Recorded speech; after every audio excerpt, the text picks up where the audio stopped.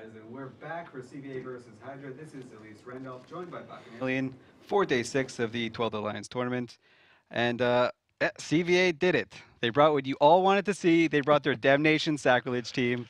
And Back, why don't you tell us about a little bit about the other teams? Well, I love this team that CVA brought, but I was just commenting to Elise while we were at the desk that going up against Hydra Reloaded, you can't bring the same setup. They will have practiced against it. They will have torn it apart on their forums, so they're going to know how to handle this. But what we're looking at are 2 Damnation, Oneros, 3 Sacrilege, 3 Heretic, Malediction, Tormentor from CVA, whereas the Hydra has brought a double Eos, double Ishtar, Oneros, carries Celestis, triple Heretic, and Malediction. So what we're looking at is CVA bringing basically the same setup we saw from them earlier. It's a very tanky setup that does actually a surprising amount of damage for what it is. It's going to take a long time to chew through this, but Hydra, they got around the Maulus ban bringing Celestis and carries. They already look like they've lost the damp war on the Celestis side. Oneros is damped down, however, and the carries is damped. So CVA doing a good job of counter damping here. We'll see how this plays out. Yeah, we've got the Hydra team there. They came in very close to each other. Again, these guys came in like 50 kilometers one another, and Hydra team is burning back, throwing their drones at the CVA team,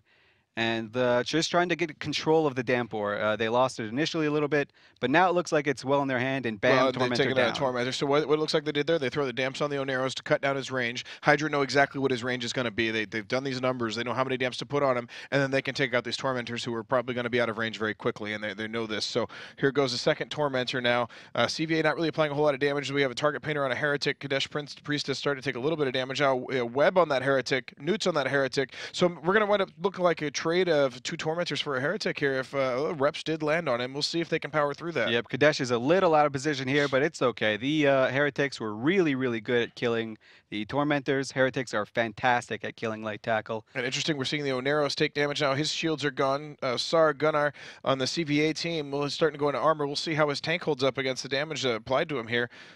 Oh, wow, this Eos is melting fast. Or Oneros is melting fast. This is going to really spell trouble for CVA. That said, I mean, Damnation, Sacrileges, these aren't easy ships to tear apart, but this Oneros is going to go down. And this is going to spell trouble. Not a single ship down on the Hydra side yet. Malediction now starting to take damage, but reps on him instantly. Yeah, Hydra playing this perfectly. Duncan Tanner is the closest one to them. I think he's just baiting them a little bit. He's not even taking damage. CVA Oneros down. And, yeah, Hydra just going to run away with this one. They've got the damp ore firmly under control. We'll probably see them killing these Heretics off because that's the biggest problem for them. Yeah, and really, I mean, this is what I was saying. You can't bring, you can't. Is that a Maledict? No. You can't bring the same setup against Hydra. Hydra has had 2 weeks to deconstruct this CVA setup.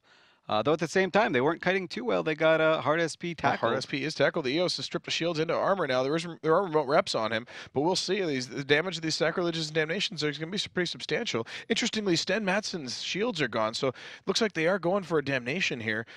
Eos is holding in armor, just a little bit of damage. A Heretics can go down for Brandy Star. He's into structure. Yeah, we're going to get 2 Heretics falling at the same time. And Alpha Bestie's going to go right after him. Although he did get up to pretty good speed, I think he's not going to be able to outrun the drones. Eos, again, still in damage. He's nuded, target painted, and webbed, but now there's a swarm of armor maintenance bots coming onto hard SP, so he's going to tank just fine in the face of these Damnations and Sacrilege. Even though the Damnations and Sacrilege are like right on his face, and that hard SP is the only thing he can lock, bam, boom, headshot, Sacrilege there, Heretic down. Yeah, again, Hydra just going to run away with this one. They got a little bit out of position, but they know really well this CVA setup. Had 2 weeks to deconstruct it, so they're just going to And Webb's lost off of hard SP, so... They just gave up. He didn't escape. They just gave up and going for something else.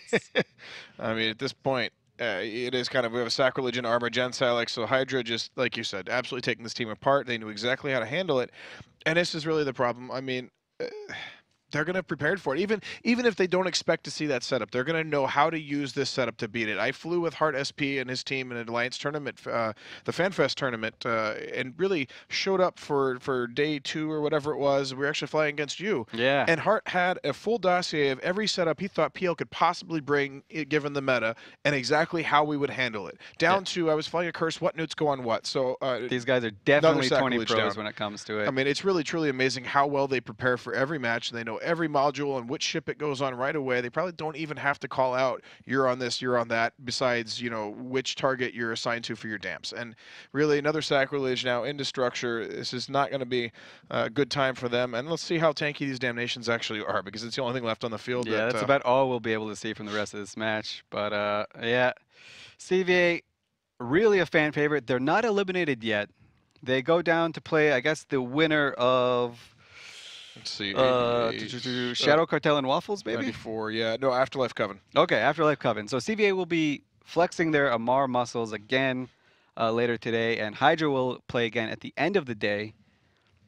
And we're just watching some damnations. They'll play against Nully Secunda, who won the last one. So. Oh, yeah, there you go. So that'll be another good match. But both of these teams have to go on to play a second match. We're going to start seeing a lot of this now, and that's going to start playing into, how good are these pilots at bouncing back right away, especially after coming off a hard loss with the setup that CVA really liked. We'd run against it. Rocapel run against it in practice quite a bit. It's a tough setup to chew through, but really, what else do they have up their sleeve? You feel like if they've got another ace in the hole, they'd have pulled it against HYDRA. There goes the damnation down. Yeah, you just probably want to bring your best against HYDRA. So I don't know. Maybe they're just playing the long game. Maybe they're like, yeah, the losers bracket's where we're gonna make our plays. Well, I mean, I think no CVA one expects damnations twice. Definitely going to be a strong team in the losers bracket there. Oh, he's commenced self-destruct on his damnation, but I have a feeling HYDRA will actually power through before he goes down. It looks like these damnations aren't super tanky.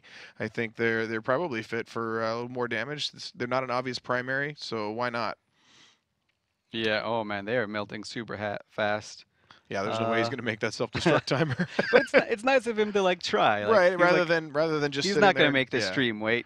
He's a fan of Twitch chat. Apparently. Well, and again, more time he's got to prepare. I mean, it's only 4 minutes, but 4 minutes more time for them to kind of regroup and think about, okay, what do we do later today? Let's analyze our opponent. We know who it's going to be now. And boom, congratulations to HYDRA. They continue on in the winners bracket as one might expect, and CVA are down to the elimination bracket. So we'll see them both again later today. And with that, we're going back to CCP Garden at the desk.